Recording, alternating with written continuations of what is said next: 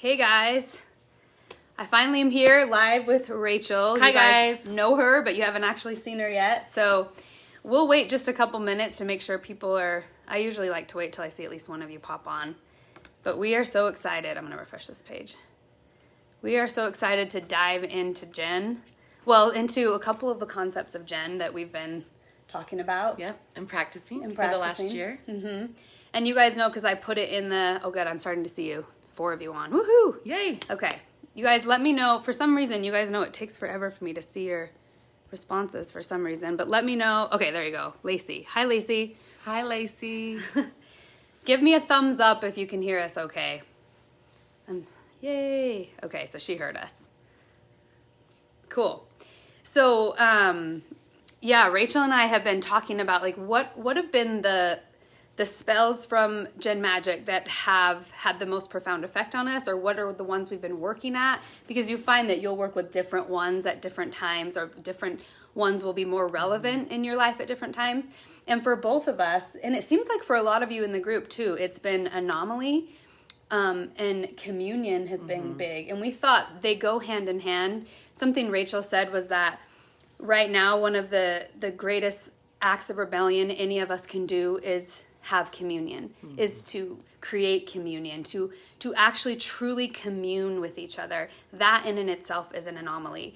And so we just wanted to dive into how that aspect, like what we've been practicing with anomaly, what we've been learning with anomaly, the full circle, because we started this last November, right? Yep, last November. So we're like full circle a year into this. So we want to just share with you what's been going on for us and then talk about communion. And we'll leave a little time at the end for questions if you guys have any. Yeah. So, well, I see 5 of you on. Lacey, for some reason, you're the only one that's popped up. It's been weird that way. But hello, everyone else that's on. So let's get started. Let's just jump right in. Sure.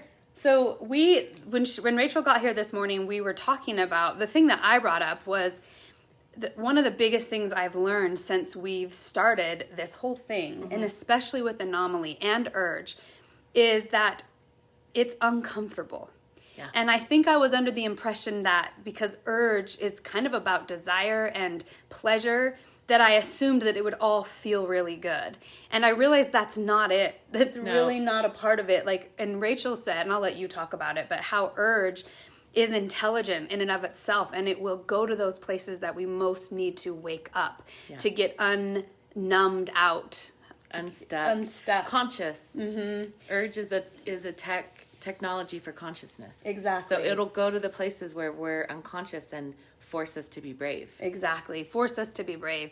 And the biggest anomaly for me, and a lot of you know this who follow me, but since last year, I've been single for a super long time, and I just kind of have had lovers once in a while. It's been my algorithm that I've had most of my life, and it's because of trauma. It's because of protecting my heart. There's a lot of reasons why I've done that.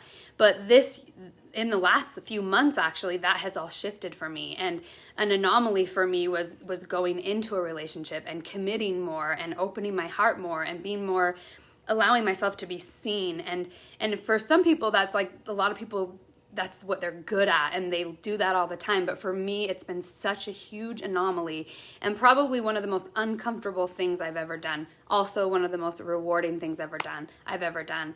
But I've just been really aware of like, whoa, being uncomfortable is a huge part of anomaly. It's a huge part of urge. It's a huge part of communion even. Oh yeah. Because true communion is being able to have communion with people who are completely different than you. I think that's where the actual magic is. Oh yeah, for sure. But like, I mean, you can talk too, because I feel like you brought in such a key part for me this morning when you were just talking about the intelligence of urge and why it brings us to those places. Oh yeah. Urge is, once you start on that urge path, especially once we start diving deep into our personal desires and what we want for us, and not what we were raised to want, not what society tells us to want, not what our family does or our culture, especially if we come from any like religious matrix, religious grid that's always informed us of who we're supposed to be, how we're supposed to act, the rules that we're supposed to keep. When we truly dive into deep urge, then we know when we've actually triggered deep desire because we will get super uncomfortable.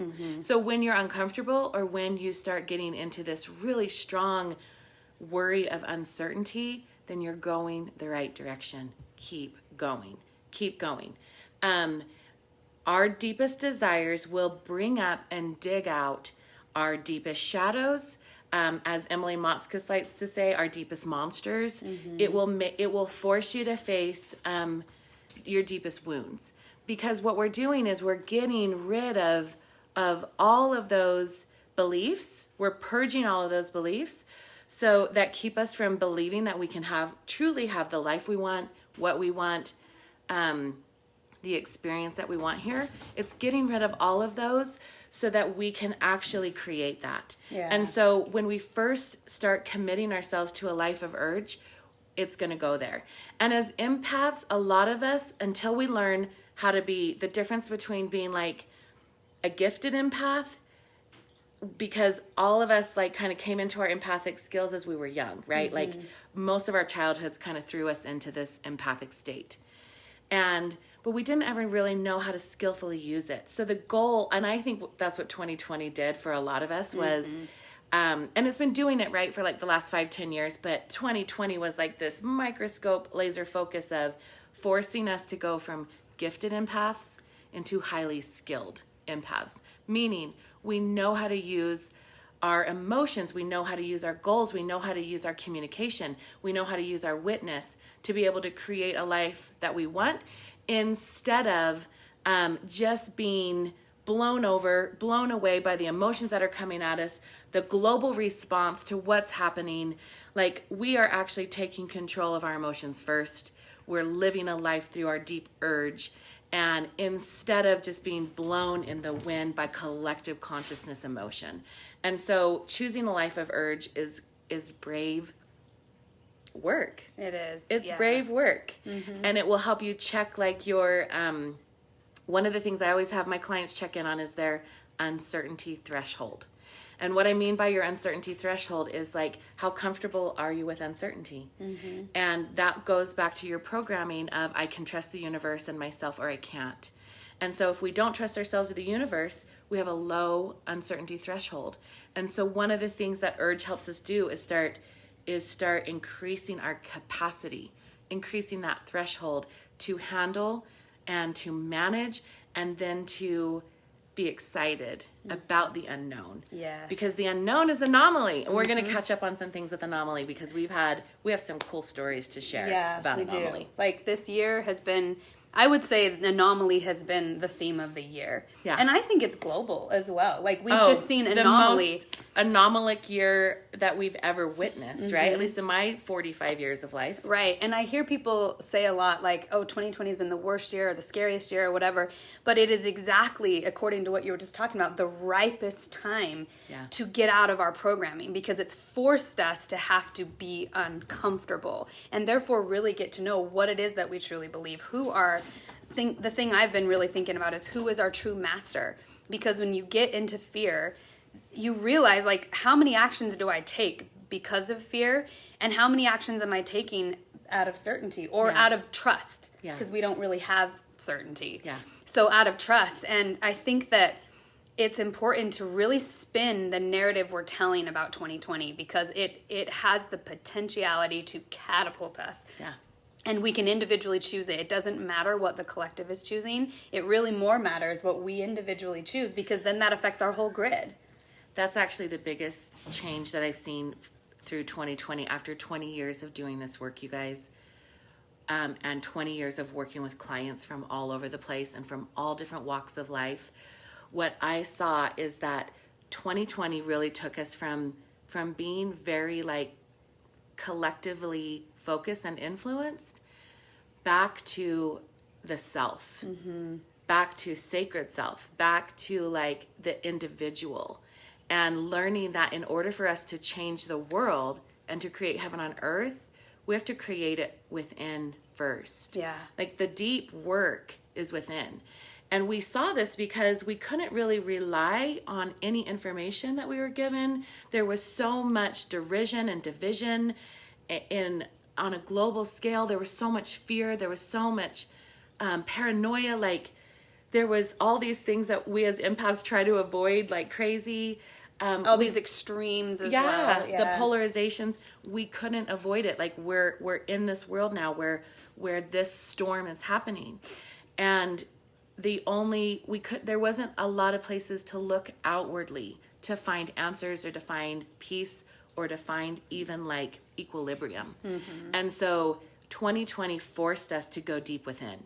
It forced us to reconnect with our deepest self, and it forced us to expand our gifts so that we could navigate the uncertainty, navigate this new landscape that looks a little bit frightening, but I actually think is the most hopeful thing I've ever seen. Mm-hmm. And one of the things that I saw, which was really fascinating for me, is I saw so many people, their spiritual gifts turn on in this huge way. Mm-hmm. Like, people started speaking in tongues. A good friend of ours started doing like these crazy Kundalini codes.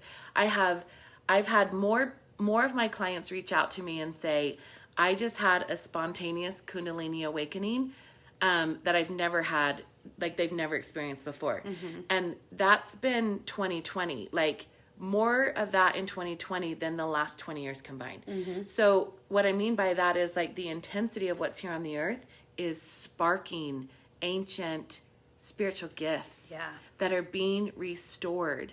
And so that is like an energy stream that we can tap into and expand our own and see what else we want to like cultivate and bring into the body. Mm-hmm. And this is happening to people who are very, very new to like the esoteric, mystical, or spiritual world. Mm-hmm. Like these are men and women who were like very entrenched in like corporate belief, or I even have some clients who are like computer programmers who don't live in that part of their body or that brain, and they're the ones that are calling me and saying, oh my God, I just had a meditation where I jumped to the astral realm and I had a conversation with my lineage and I was able to clear some karma there. What just happened? So those kind of gifts are being incredibly expanded here on the earth for 2020. Yes. And I think it's so cool that you brought that up, because what I found is like people who just have kind of normal 9-to-5 jobs or just live more in the rational world that don't really explore this have a much different pulse on what's going on than people like you and I who have sort of been diving into this for so long. Our world is this. We talk about this. Our clients are this. Our friendships are this. So this is more our world, and we are seeing unprecedented amounts of people waking up. People, like she said, who are not even in this realm at all, who don't even usually, maybe even in the past, have scoffed at it. Oh, and mocked it, and used to be so like cynical and divisive on it. They're the ones jumping in with both feet, and they have to, because their gifts are suddenly turned on, and they're like, "Oh my God, this is real, and this is happening." Yeah, so it's really cool. It's an exciting time. Yeah. So I want to hear, like, because I would love you to share, kind of full circle for those of you who've listened to the whole class all the way. When in the section we do about anomaly, Rachel shared about how a big anomaly she did last year at this time was cancel Thanksgiving, sort of at the last minute. And her family, traditionally, it's always been at her house. It's the typical like impact you guys, space where she provides it all. A lot of takers come, just that whole world. And her anomaly was canceling Thanksgiving at the last minute. Was it the day before? It was the day. It was actually Wednesday, the Wednesday before Thanksgiving, but everybody was coming Wednesday night. Mm-hmm. So at least a good 20... Well, half the people. We had about 45 people coming that year. So about 25 people were showing up to spend the night Wednesday night. Mm-hmm. And we created an anomaly where we canceled Thanksgiving. And everybody says you're not supposed to do that stuff. Yep. Canceled at the last minute. Ended up just having people that they really love and care about having such a deep communion. I mean, that was hugely shifting for you. It literally changed my algorithm on such a level. Let me just catch you up on what happened. So you guys that have had the opportunity to listen to that anomaly spell, and Jen will know this, but I'm going to just briefly catch you up. So we canceled Thanksgiving and talk about uncertainty, and all of your fears came up, right? Like the second I did that, I went into like this place of like, what did I just do? I'm a bad person. I'm a bad daughter. I'm a bad sister. All these things. And I had, instead of running away from those emotions, I sat with them really deeply. I went into deep witness of myself. And because I could see that my urge was showing me that for the first time maybe ever in my life, that I was really deeply caring for myself first and taking care of my needs first.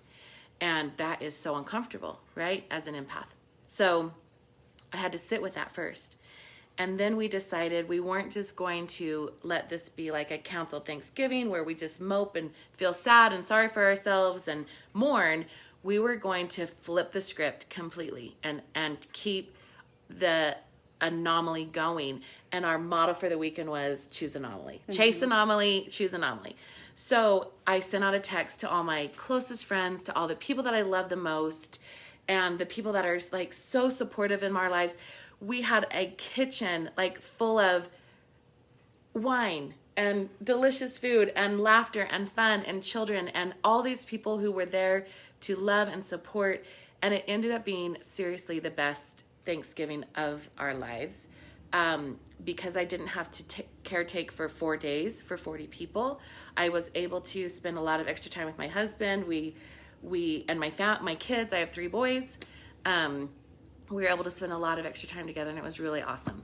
And then here's the full circle of that story is now we're coming back to Thanksgiving 2020, right?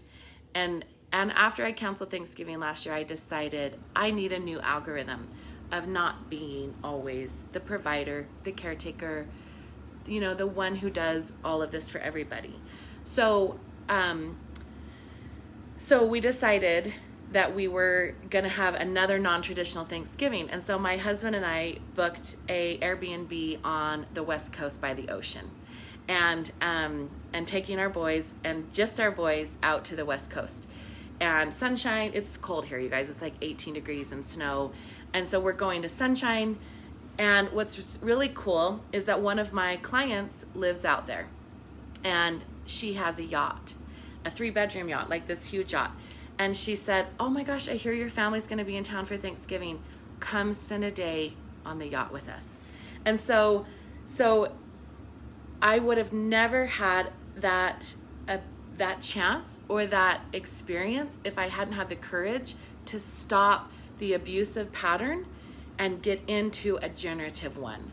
And so fast forward 1 whole year, Thanksgiving is going to be West Coast on a yacht with some really great friends, some really great clients that I really love, who are a beautiful part of our lives. And it just completely flipped the script. It completely changed the programming in the algorithm. So it was really good. I love that because I've known Rachel for, 10 years now. Yeah.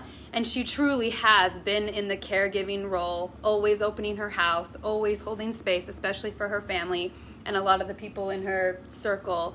And for me, it's been amazing to watch you. I remember you came over to my house the day after the anomaly, and it was just like it was like watching momentum just take off. Like something shifted, and you have not been the same ever since. I feel like you've been going, like you've just been riding the wave, and you've just had one anomaly after another. And I've been really amazed because I've been able to witness it. Yeah. And it's given me all this up close and personal data of anomaly, because my anomalies have been smaller ones, seemingly smaller. I don't know about They've been that. Huge. They've been really huge. Big. But like I didn't necessarily have a big like one story to tell about anomaly, but having watched her shift so much actually gave me the bravery to choose anomaly in like really small ways that actually made a big difference. It actually shifted a ton for me. And I feel like I'm still learning to grasp anomaly. And as I brought up in the very beginning, the thing that I've taken away from anomaly and urge and witness is the getting comfortable being uncomfortable. That it is just an ingredient that is necessary when we are going to choose anomaly and act on our urge. And that, I don't know, I think that I didn't realize how much me, and I think this is true for humans, avoid being uncomfortable. It's like I realized that was actually my motivation for most actions that I took, was to how can I stay comfortable? How can I don't want to be uncomfortable in any way. I don't want to be looked at in an uncomfortable way. And I think I've stayed in this little small like cocoon for quite a while because I was just safe. I was like, I like my small group of followers. I like my small this. I like predictable. Yeah, it's predictable. I like that not too many people look at me. I like that when I'm sick of someone, I can just have 3 days in my house and not have to even see anybody. I got so comfortable because living in my own space was an anomaly for me as well. And I really rooted down and took full advantage of being alone. But this next level of anomaly for me has been about allowing people to be in more, allowing people to see me deeper. Even our relationship, our like working relationship and our friendship, like I've let her in deeper to my workspace than I've ever let anybody. Even people who've helped me with like certain business aspects I don't let in. Yeah. And so having to let Rachel see me, knowing she's gifted, knowing she could see through all of my spaces where I was just self-protecting, that was an anomaly for me. Us doing Djinn has been together has been an anomaly for me. And so mine have been very relational. And I know a lot of you here have had similar algorithms to me where you get out of abusive spaces and you just hide and cocoon for a while. And I think that is such a key and important place to be to heal.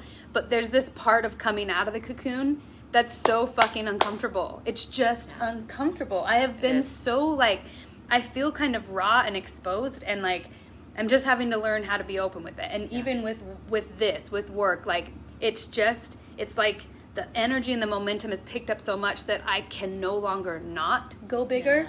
I just can't. It's like gonna take me bigger, and in whatever way that means, I don't know. I just feel like it's time to stretch and grow, and that's an anomaly as well. Just being uncomfortable, being comfortable with being uncomfortable, and continuing to choose anomaly in the sense of the narrative I'm telling about what it means to be uncomfortable. And I know I already brought it up, but I think this is where urge comes in huge. And I would love to actually dive in and maybe ask you some questions I've had about urge. Because you guys know Rachel is the one who sort of introduced urge to the concept of urge. And in the first Djinn Magick class that I didn't have that concept. I was talking about desire a lot, but urge is a little different than desire. Yeah. And can you like just explain a little bit about like what actually urge is?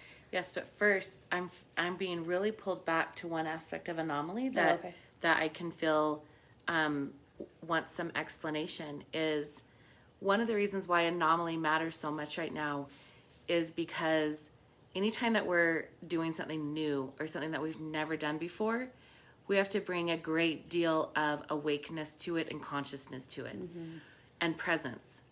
And when we get like super present, then we aren't in our autopilot or our programs that are just constantly running. Yeah. And so one of the reasons why anomaly is so effective at creating change in our life and lasting change is because it forces us to be really present. Yeah. It's like, I was telling Amanda this morning, it's like when you're learning how to drive a car.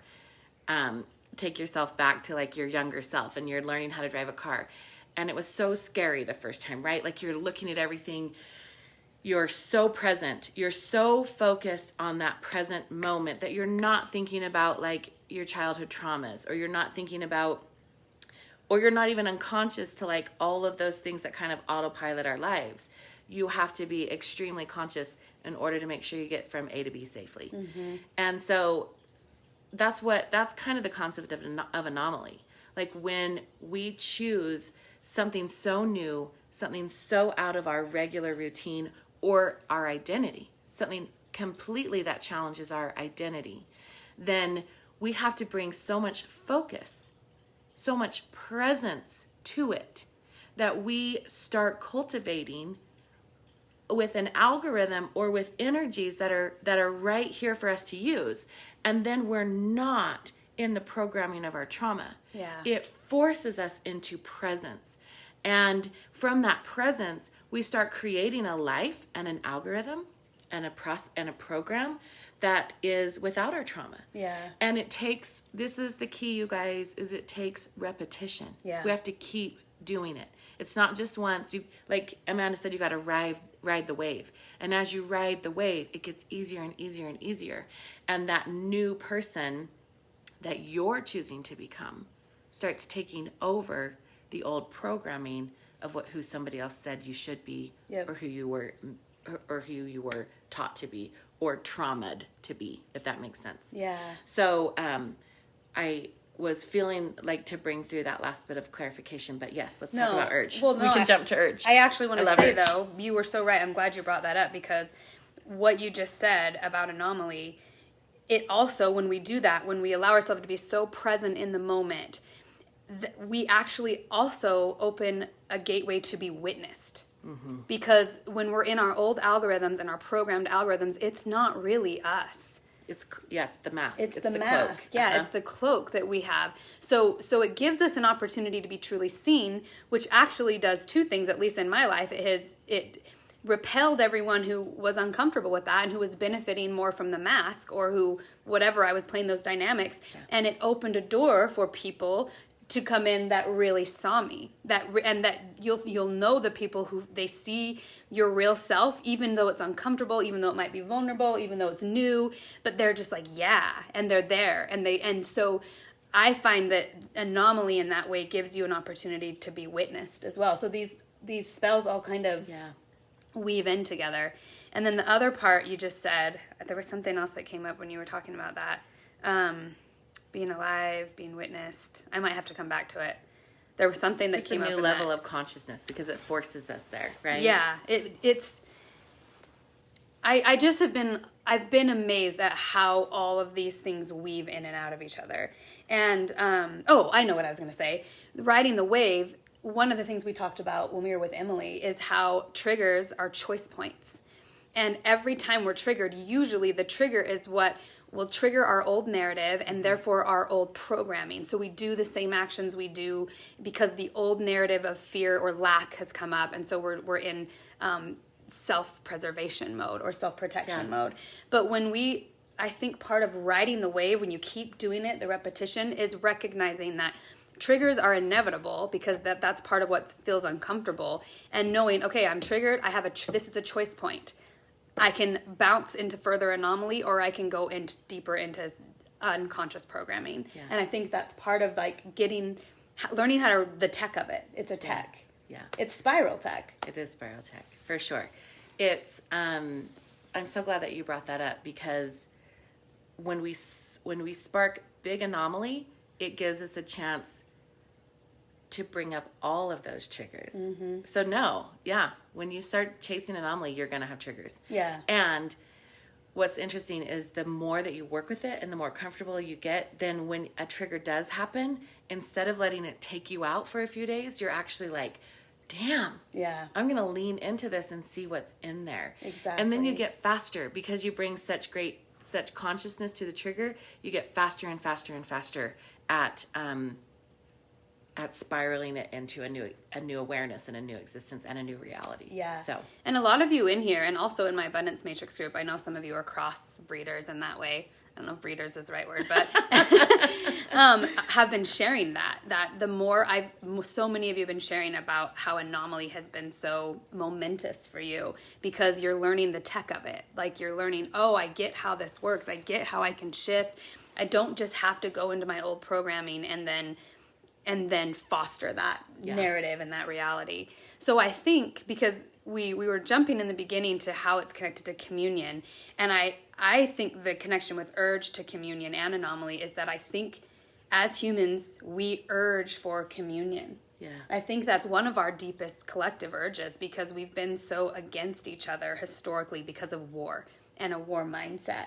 So we've seen each other as enemies. Yeah. And so that's kind of what I wanted to dive into, is like the essence of urge, how it triggers anomaly, and how that leads to communion. Yeah. Well, you really said it. Like, at our deepest core, we're wired for two things. Well, we're wired for several things, but communion for sure, and evolution. Mm-hmm. We're wired for evolution. And so our urge is going to, once we get really good at listening to it, cultivating it, trusting it, allowing it into our lives, we really get ourselves put on an evolutionary path. Yeah. And evolution inevitably leads us to communion, because we live in we were talking about this morning, we live in a relational universe. And So as we grow and expand as humans, we want other humans to participate with us in that growth and expansion. Exactly. Unless we're here for a lifetime of choosing like isolation or deep solitude, which is also a different type of communion. It's a deep communion with self, with your God self. Yeah. And but most of us are on that path with communion with other people and bringing each other together. And urge is really this highly intelligent matrix that you brought with you, this resonance that you brought with you that is deeply, deeply within your body. It's deeply in your causal body, your astral body, your cosmic body. It's like the collection of everything that you've been and all the lifetimes and all the experiences that you've had that is this blueprint that's within us. And it takes a lot of allowing yourself to go in, to build a deep relationship with that part of ourselves, to then start hearing its everyday influence in our lives, its everyday talking to us, consciousness, whatever you want to call it. Like, and you know when you feel it because your whole body will actually urge. It will, and another word for it is longing or yearning. But I like the word urge because urge has a lot of tactile, propulsive, like movement to it.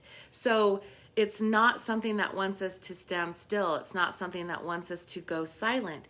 It's something that shakes us up, that broadens our experience, that forces us out of the place we've been. And this is a process that all of us have to go through to truly get on the path of who we are and who we're meant to be in this lifetime.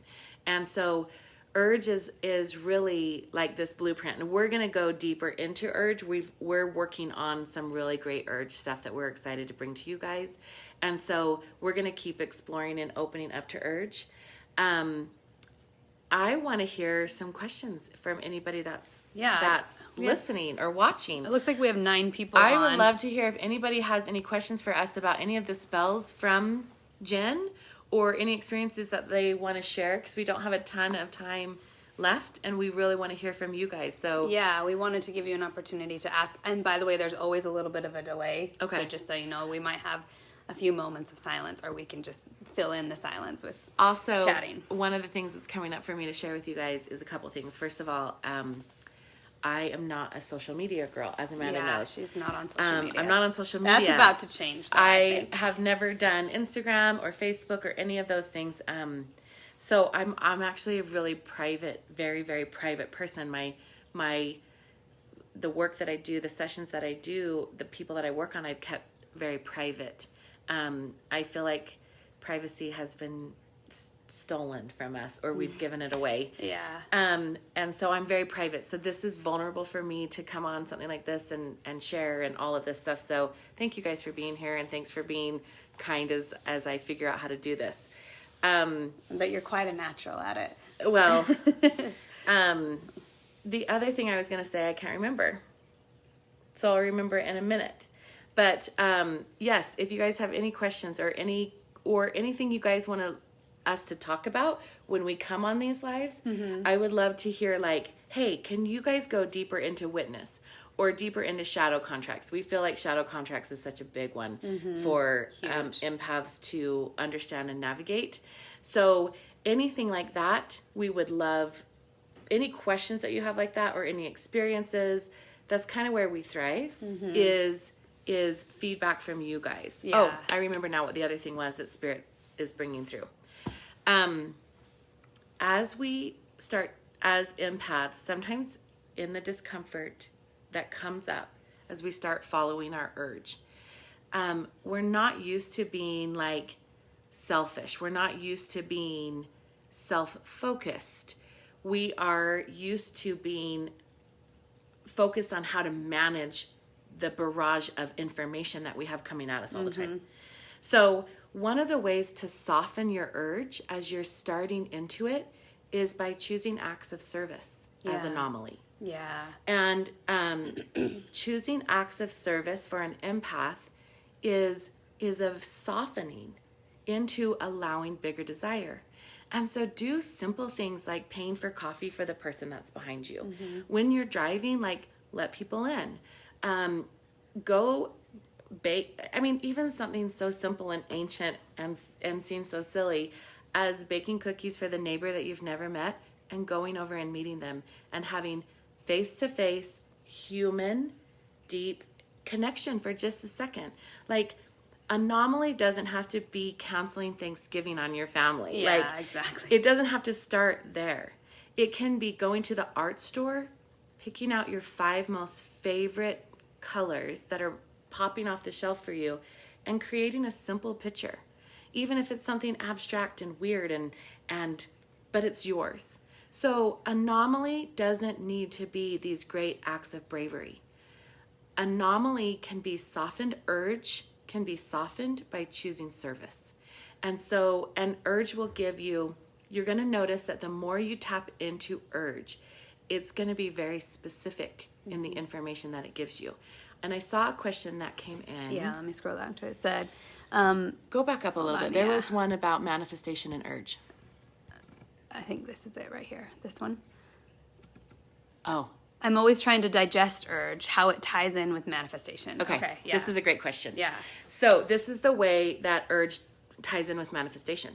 Urge is we were talking about this earlier. Urge is so intelligent, and it's your intelligence. Yeah. It's your resonance that you've brought with you over the collection of your experiences as a being. Okay. And connected to evolution, like you said. So connected to evolution.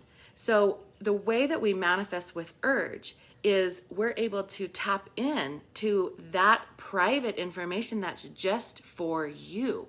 And it will urge you into the place that will be the most fulfilling, the most abundant, the most prosperous, the most connected. And it will often take us on like a little treasure hunt along the way. And so here's a really great example. One of my clients, who's very close to me, had a full ride scholarship to go to law school. Full ride scholarship to go to law school. Super intelligent, highly intelligent person. And they had this realization that they didn't want to go. So her huge anomaly that she created was quitting law school 2 weeks before it started. Yeah. And actually she was one of the ones that's had like this Kundalini awakening that's happened in the last couple weeks. So her saying no to something that seemed like to be the path to get her everything she wanted was actually going to be the path that was going to lead to a lot of stagnation and sorrow for her, because it wasn't her path, it wasn't fulfilling. And so the way that we use urge to manifest is by tapping deeply into the information that it gives us. And what it does is it brings up and gives us our life's purpose that is the most evolutionary and the most fulfilling for us. And then it starts pulling people into our path to help make that happen. Yep. And so urge is very magnetic. Have you guys ever been around those people who are so charismatic, who are so confident, but also kind, also like deeply present for you to participate in or partake of? Urge leads you to be that kind of an individual. So it takes away, as we work with it more skillfully, we get less afraid. And as we get less afraid, we get more embodied. Yeah. We get more present. And our presence literally creates this magnetism in our body. And we've all met those people who we can't get enough of, who we want to be around, who we like, when we're vacuuming the house, think about them. Like, I wonder what they're doing. They just seem to have this light about them, this expansion about them. As we get more comfortable with following our urge, that's what starts to happen to you. And in that magnetism, you start bringing in everything that you need for new opportunities, for new growth, for new streams of income. Promotions at work, you start getting noticed because you're not living behind this like cloak of trauma. You're like fully engaged and present with life. And so that's one of the ways that urge deals with manifestation. We're gonna keep talking about that as we have more time and as we keep doing more lives. And we're going to keep uncovering that, but that's one way. Well, and I also, that rides on that, I think that when people activate their urge and that magnetism within them, being in their presence can trigger anomaly in you. Yes. Because they go, people who are magnetic and turned on to their urge go against the programming of lack that numbs us out to urge. So just simply by experiencing them magnetically in their urge, it shifts your algorithms. And I think that's what can spark phenomenon. Yeah. Is when we all individually choose urge. And I that part of it is huge. Like, we forget how much we influence each other. And again, communion. Yeah. Like, how it can, part of abundance is meeting new people. When you shift your algorithms, it makes you a match to people that maybe you wouldn't be a match to. Or when you choose anomaly, you may just run into someone that you would have never met before, but that's the perfect person for the next step in your reality that you couldn't logically get to. So it's not about like logically planning it out. That's what's so incredible about it. So urge is such like a tool of synchronicity, right? And you know those times when you're living your life and you're like, everything is just synced up. Like you're just in that rhythm. When you're living from a place of urge, synchronicities just happen that you could never do the math on. Like the math of the universe, the right people at the right time, in the right place, in the right moment. Urge syncs you up with synchronicity, which is It's a what technology. we have to have for manifestation. Right. For new manifestation, right? For expanded evolutionary manifestation. So Exactly. that's a really great question. That is a great question. Who was that? Bobby. Bobby, thank you. Courtney. Yeah, thank you.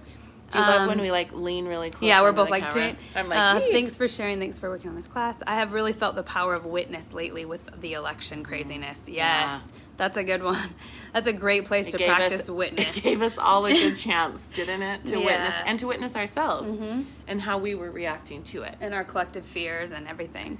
I was going to ask you to elaborate more on communion. Acts of service is great. Yeah. And acts of service is twofold, because it will bring you deeper into communion and deeper into urge at the same time. Yeah. So, and what a great time of year to do acts of service.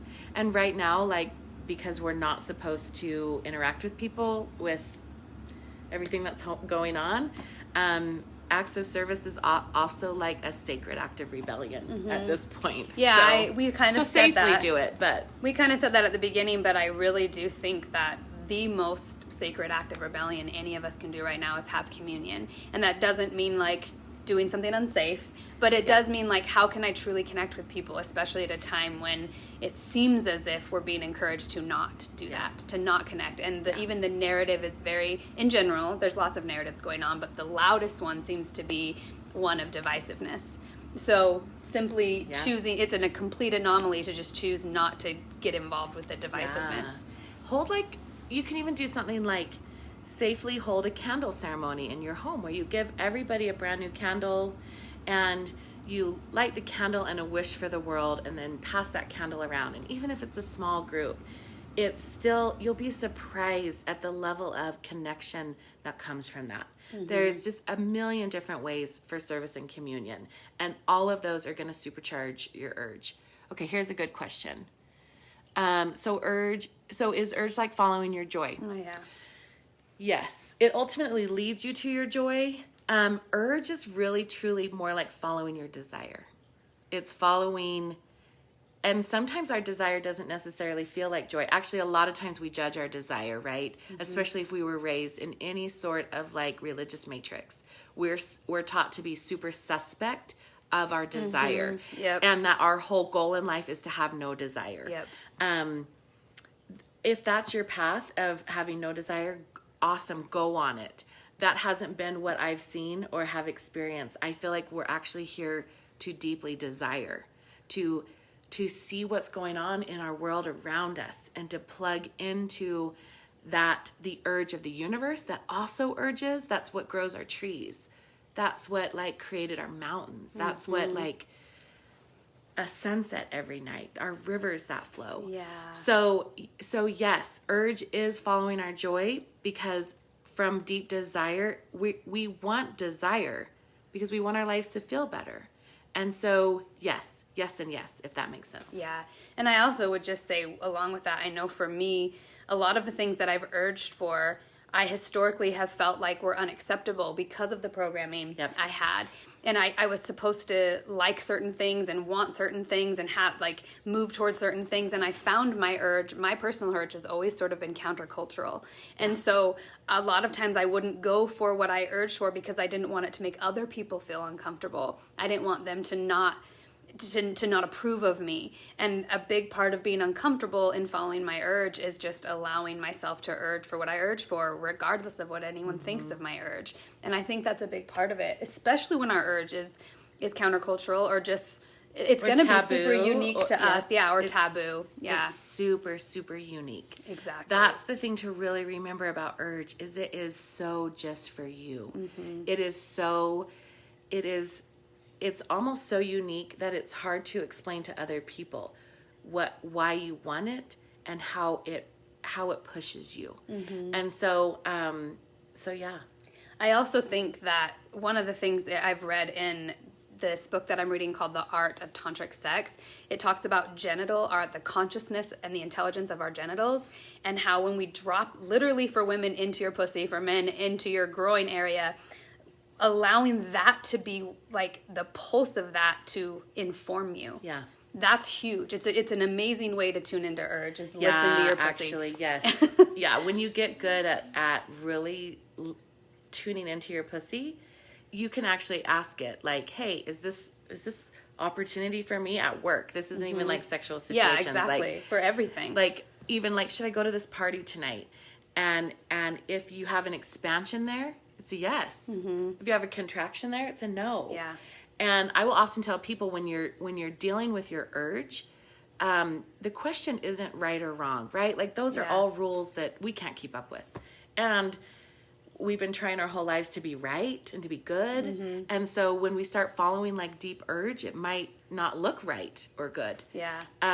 So the question is this right? Is this a yes or a no for me? Am I urging yes or am I urging no? And dropping that energy down into your pussy will really give you that information. Like if you feel expansion there or warmth or energy, it's a yes. Yeah. If you feel contraction or if you feel like a neutrality, neutral means asking more questions, clarifying, having a really good relationship with what's going on down there, and it will really inform you. Yeah. And since I've been doing that, I'm not super great at it. I forget all the time.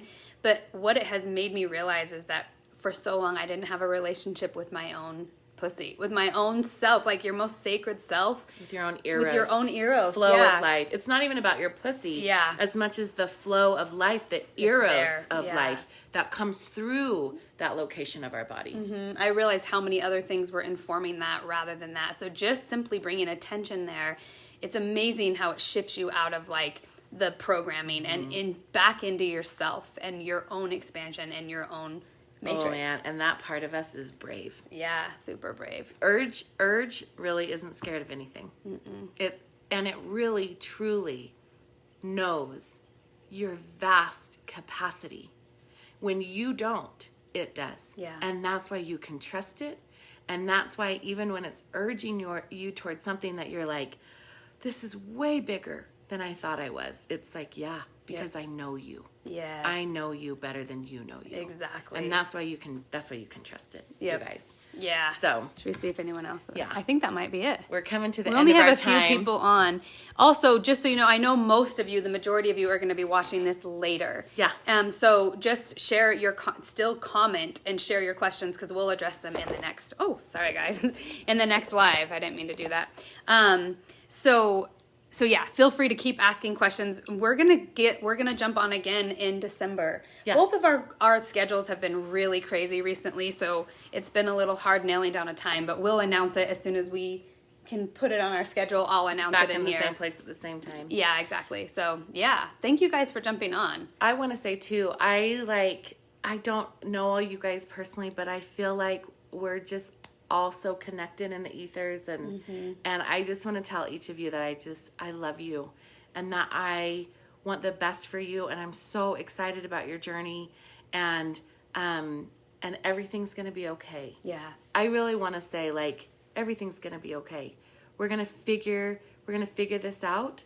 we're going to start creating new, and we're going to start creating an earth that we can all be joyful to be a part of and proud of. And so let's keep doing this together. Yeah. Okay. All right, you guys, thank you so much for those of you who jumped on. I know, like I said, so many of you are going to be watching later, so thanks for participating, and yeah, we'll talk to you soon. Bye, guys. Bye, guys.